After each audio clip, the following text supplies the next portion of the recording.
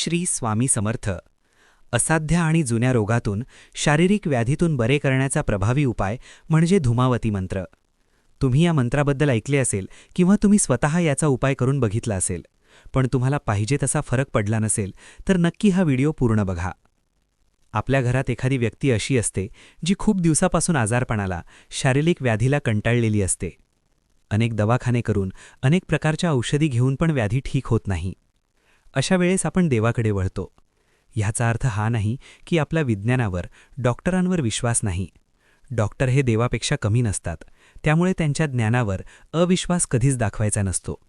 आणि माझा विज्ञानाला कमी लेखण्याचा प्रयत्नही नाही किंवा कोणत्याही प्रकारची अंधश्रद्धा पसरविण्याचा हेतूही नाही. प्रयत्नांची पराकाष्ठा केल्यावर जर आपल्याला यश मिळत नाही तर देवावर विश्वास ठेवण्याखेरीज आपल्याजवळ पर्याय उरत नाही. पण अनेक लोक याचा गैरफायदा घेतात.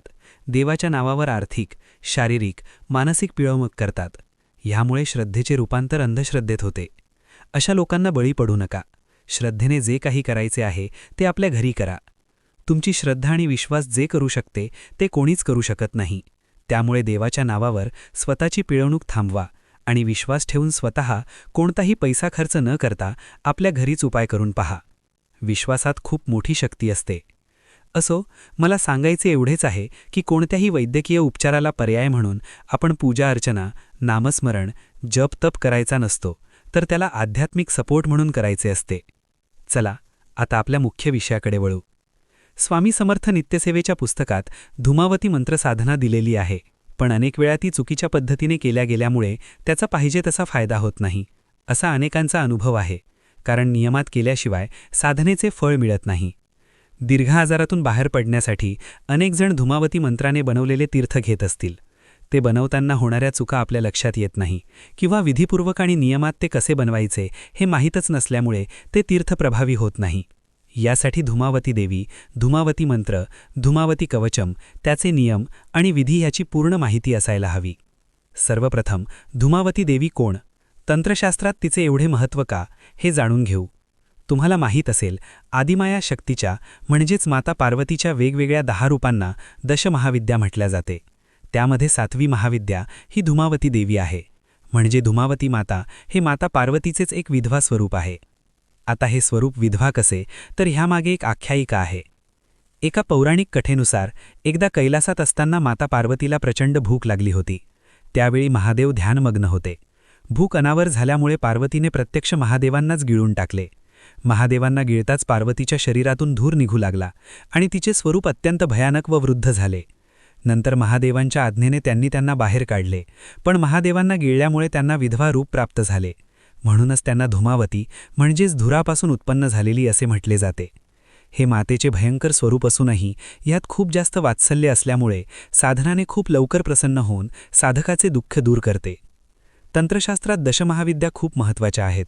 त्यातही छिन्न माता, धूमावती, काली, भैरवी या महाविद्या उग्र साधनेच्या प्रतीक आहेत. उग्र साधनेची प्रतीक असली तरीही धूमावती मातेची सात्विक साधना केली जाते, कारण ममतामयी धूमावती माता ही वात्सल्याचे प्रतीक पण आहे. ही कालभैरवासारखी उग्र देवता असल्यामुळे काळ, वेळ आणि नियमात साधना होणे आवश्यक आहे.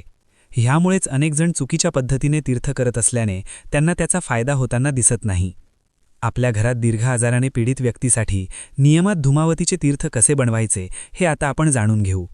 धूमावती मातेची साधना अनेक कारणासाठी केली जाते, पण दीर्घ आजारात असलेल्या व्यक्तींसाठी धूमावती मंत्राने बनवलेले तीर्थ खूप फायदेशीर असते.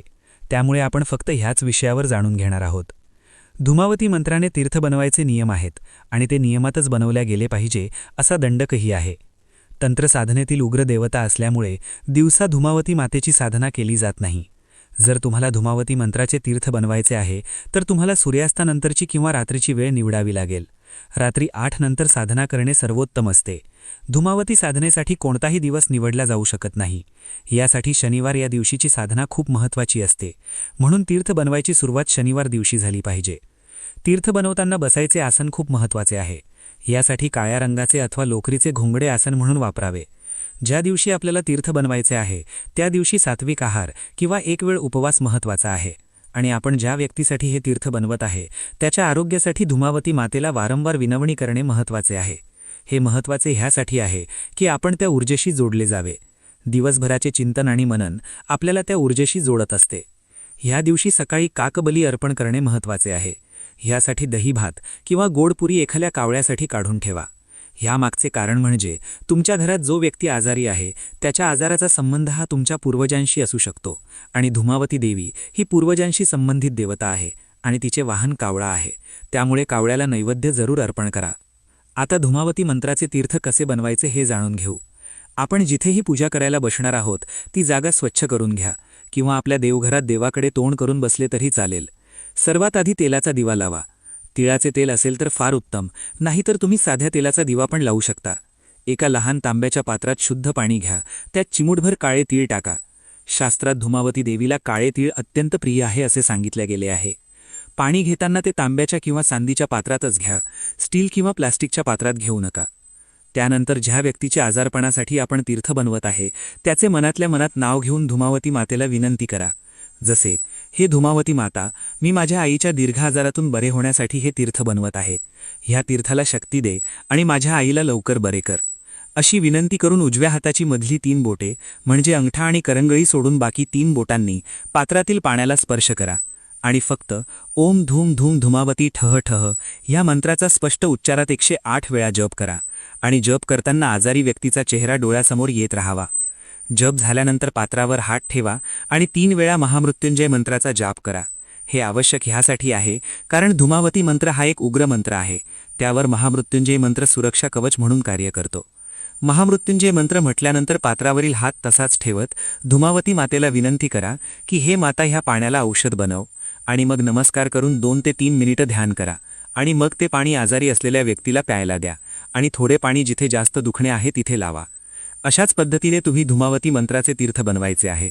तुम्ही शनिवारपासून हे रोज करू शकता किंवा दर शनिवारी तीर्थ बनवून आपल्या घरातील आजारी व्यक्तीला देऊ शकता किंवा तुम्ही संकल्पित 21 किंवा 51 शनिवार हे तीर्थ बनवू शकता. पण लक्षात ठेवा, घरातील महिलांनी हा उपाय करताना मासिक पाळीच्या काळात 4 दिवस हा विधी करू नये. त्या काळात घरातील पुरुष किंवा इतर कोणीही हा उपाय करू शकतो.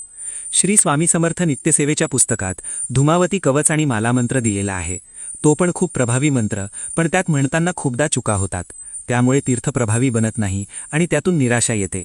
शास्त्र सांगते, कोणत्याही ऊर्जेचा उपयोग करताना आधी त्या ऊर्जेशी जोडले जाणे महत्त्वाचे असते.